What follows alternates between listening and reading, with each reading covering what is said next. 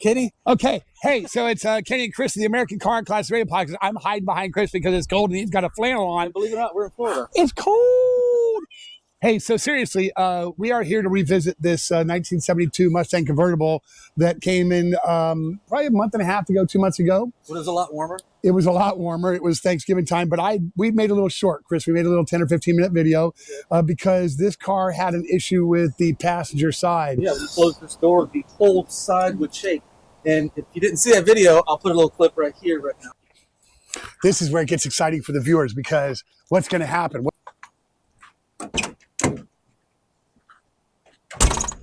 That whole side shakes.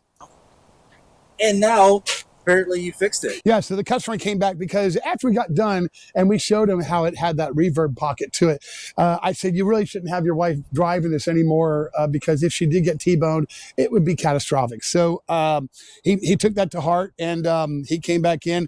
And so what we ended up doing, and really I'm so pleased, it doesn't look like we did anything. The paint matches 100%. I'm really, really proud of this repair.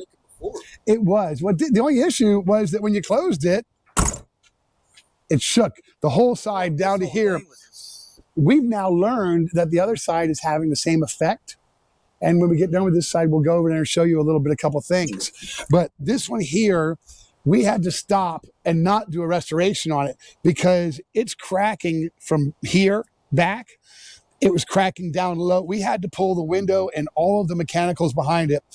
And when we got in there, Chris, we found out that the metal had been deteriorated so much on the rocker panel that when they put the new quarter panel on, they didn't even do the rocker. So there was too big of rotted metal space to fill in. So we've used panel bond and a piece of metal to pancake it.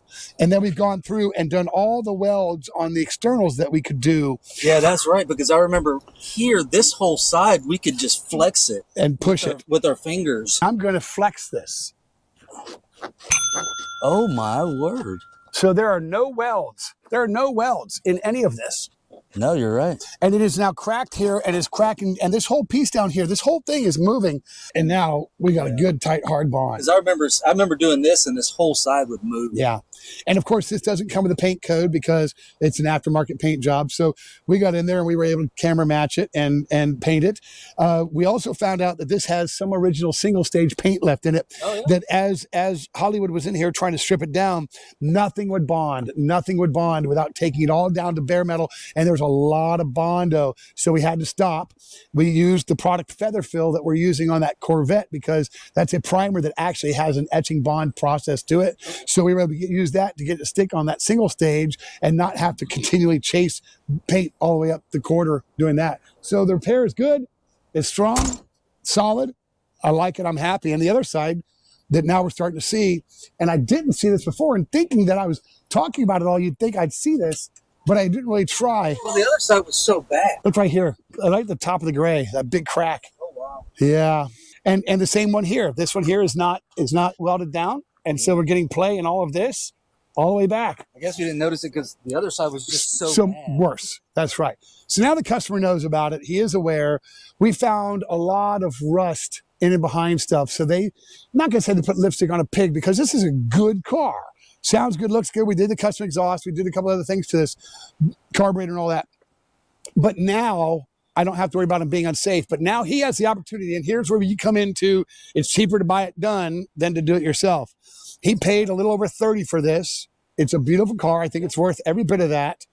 But now, in 5 to 6 years, he's going to commit to doing $10,000 worth of work to it. And I don't know what inflation will be like in 5 to 6 years.